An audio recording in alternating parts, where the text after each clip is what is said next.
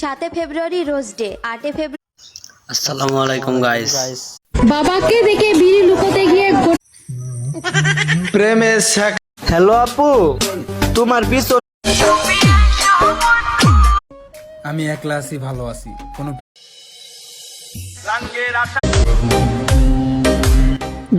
ঠোঁট ফাটলে ভ্যাসলিন। আমি মেয়েদের সাথে কথা বলি। আর কিছু করো আর না করো,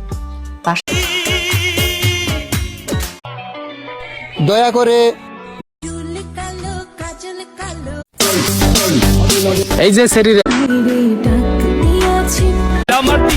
কাঁচামরিচ হলো জাল। মায়া এমন একটা জিনিস।